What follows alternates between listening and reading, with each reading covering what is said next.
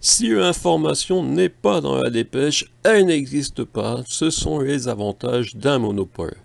L'Express a noté cet aphorisme de Jacques Bria en 2011 dans un dossier consacré à l'empire de Jean-Michel Bellay.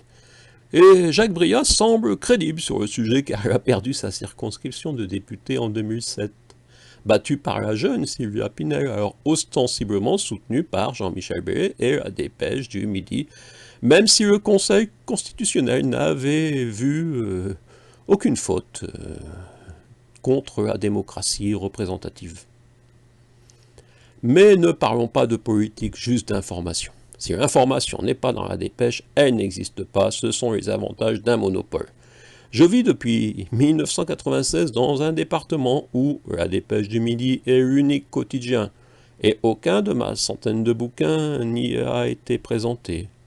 En 2016, Madame Catherine Ferrier, préfète du Lot, inaugurait le premier salon du livre de Montcuq-en-Quercy-Blanc. Pas un mot, pas une photo dans la Dépêche du Midi.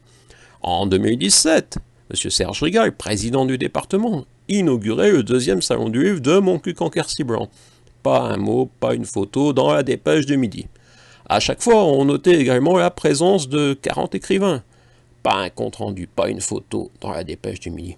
Si l'information n'est pas dans la dépêche, elle n'existe pas.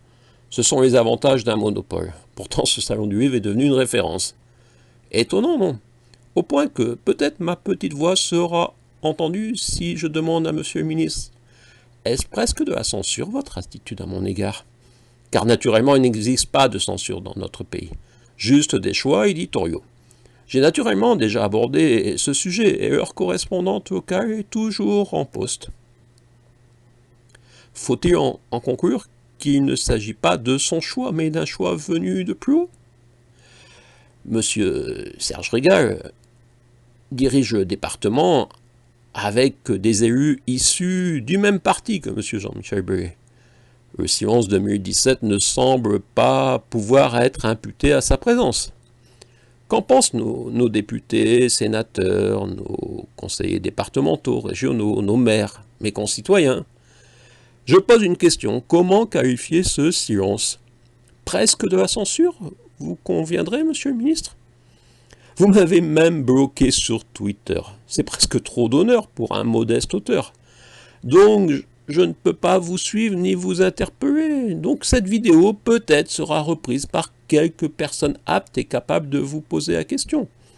Qui a décrété ma non-existence? Au sens, disons, briatesque du terme, durant ces 2 décennies lotoises. Et pourquoi? Je venais d'ailleurs d'une autre région de France, j'étais donc un étranger à la nécessaire soumission. Je n'ai pas su faire allégeance, car c'est ainsi que doivent se comporter les étrangers dans cette Occitanie. Heureusement, il existe 2 hebdomadaires dans le département, non inféodés au grand groupe de presse de M. le ministre Jean-Michel Bellay. La nature a horreur du vide. Et donc, sur Internet, Montcuq TV est un peu visible, un peu. Nettement moins que ne le furent certains de mes sites durant la première décennie du millénaire. Mais j'ai tenu, continuer à publier. Bref, voilà.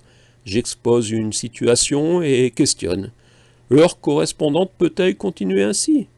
Un groupe de presse recevant d'abondantes mannes financières publiques a-t-il des devoirs déontologiques d'information?